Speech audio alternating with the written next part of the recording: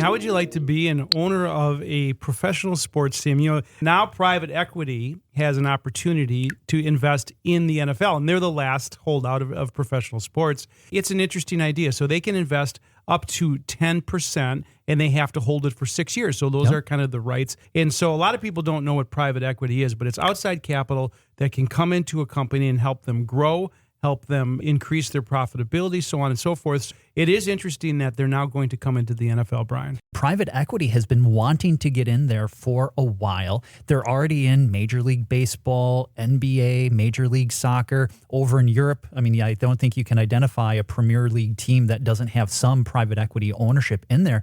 In a way, private equity over the years, I think, has been somewhat misunderstood by the general public. You hear that and you think, well, are they going to do some like slashing and burning? Really, it's changed over the years where a lot of it is about value identification and value creation. So if they come in and they take an ownership stake, you have to really decide, is it a majority ownership? Or is it more like a silent partner? Do they have a seat at the table? What the NFL is allowing is to have basically a minority ownership. They don't want them coming in and saying that, hey, you have to like increase the price of the hot dogs. Right. Even though some people might kind of be like, is this going to ruin the game? Probably not. Yeah, so they will all be minority investors, right? So max 10%. And the 32 individual owners that own NFL teams, this is a club. They let you in the club. And so this is a tight-knit group. And you think about, the Jerry Joneses and the Robert Krafts of the world who really run the league. These PE guys are going to have some governance rights, but not many.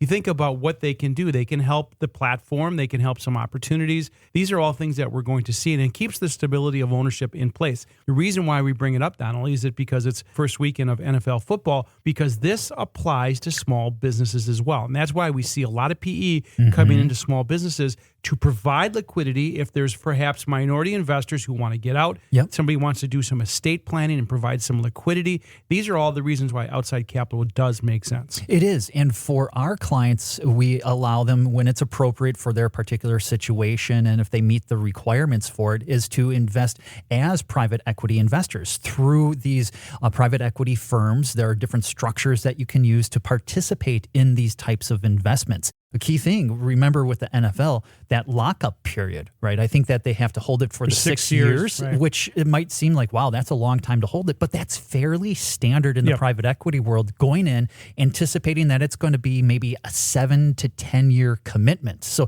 the fact that it was only 6, that kind of caught my eye. That's longer than some of these owners' marriages, the 7 to 10 years. That's true. All right, you got 1 minute left, Brian, and you are heading up our private investment area. And so talk about how clients can invest in that space. What we offer clients is really sitting down and finding out with their particular situation what's appropriate, because private equity, private real estate, private credit, private infrastructure, these could be different tools in the toolbox for investors to meet their financial objectives. Understanding that it does need to be a lockup period. It's more of a relationship that you have. This is not a trade or just a simple transaction.